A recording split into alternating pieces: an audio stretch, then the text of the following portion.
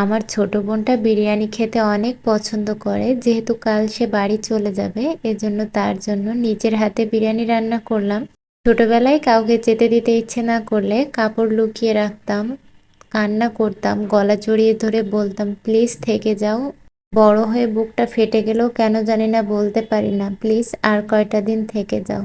অনেকদিন আমার বাসায় থাকার পর কাল আমার বোন আর আমার কাকি চলে যাবে, এজন্য এই যে বিরিয়ানি রান্না করছি। প্রথমে চিকেনের গায়ে শুকনো মরিচের গুঁড়া আর একটু লবণ মাখিয়ে নিয়েছিলাম। তারপর পেঁয়াজটাকে বেরেস্তা করে নিয়েছি। পেঁয়াজটাকে বেরেস্তা করার পর ওই তেলের মধ্যে চিকেনগুলোকে ভালোভাবে একটু ভেজে নিতে হবে লাল লাল করে। আমার কাছে এই চিকেন বিরিয়ানিটা রান্না করলে চিকেনটাকে ভালোভাবে ভেজে নিলেই খেতে বেশি ভালো লাগে। চিকেনটাকে ভালো করে ভাজা হয়ে গেলে তারপর ওর মধ্যে একটা পেঁয়াজ কুচি, আদা রসুন বাটা, জিরার গুঁড়া, ধনিয়ার গুঁড়া, মশলার গুঁড়া, শুকনা মরিচের গুঁড়া, যে গুঁড়া মশলাগুলো আছে এগুলো সব দিয়ে নিয়েছি। তারপর লবণ দিয়ে নিলাম। তারপর মশলাগুলোকে বেশ কিছু সময় একটু নাড়াচাড়া করে নিতে হবে। তারপর এর মধ্যে দিয়ে দেব বিরিয়ানি মশলা। আপনারা আপনাদের চালের পরিমাণ অনুযায়ী বা মাংসের পরিমাণ অনুযায়ী কিন্তু বিরিয়ানি মশলাটা দিবেন।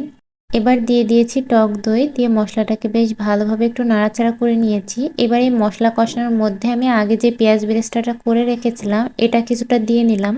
বিরিয়ানি রান্না করার সময় কষানো মশলার মধ্যে এভাবে পেঁয়াজ বেরেস্তা দিবেন, দেখবেন আলাদা একটা ফ্লেভার আসে।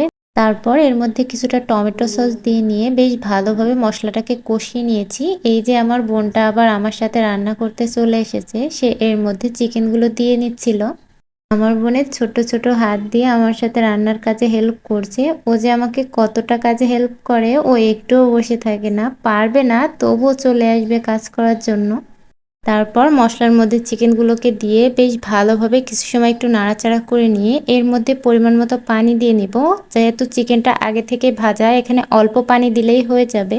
আমার আলুটা দেওয়ার কথা কেন জানি না মনে ছিল না, এটা আমি লাস্টে দিয়ে নিয়েছি। দিয়ে তারপর আরও কিছু সময় একটু রান্না করে নিতে হবে। চিকেনটা সেদ্ধ হয়ে গেলে ওর মধ্যে থেকে চিকেনটাকে তুলে নিয়ে নিব। তারপর এই মশলা আর আলুর গ্রেভির মধ্যে আগে থেকে ধুয়ে রাখা পোলাওয়ের চালটা দিয়ে নিব। মশলার মধ্যে চালটাকে বেশ ভালোভাবে একটু ভেজে নিব। চালটা যখন একটু ভাজা হয়ে যাবে তারপর এর মধ্যে পরিমাণ মতো পানি দিয়ে নিব। তারপর চালটাকে হাফ সেদ্ধ করে নিয়ে আগে থেকে রান্না করে রাখা চিকেনটা দিয়ে দিব। চিকেনটাকে দেওয়ার পর একদম দমে রেখে দিব। তারপর নামানোর আগে পেঁয়াজ বেরেস্তা আর একটু ঘি দিয়ে নামিয়ে নিলেই কিন্তু এই মজাদার চিকেন বিরিয়ানি রেডি হয়ে যাবে। তারপর এই যে আমার কাকি আমাদেরকে খাবারটা রেডি করে দিচ্ছিল। এই খাবারটা কিন্তু অসম্ভব মজার হয়েছিল। আপনারা আমার বোনের খাবারটা খাওয়া দেখলেই বুঝতে পারবেন ও কতটা মজা করে খাবারটা খেয়েছে। সে তো আবার তার সাথে কোক নিচ্ছিল, কোক ছাড়া সে বিরিয়ানি খেতে পারে না।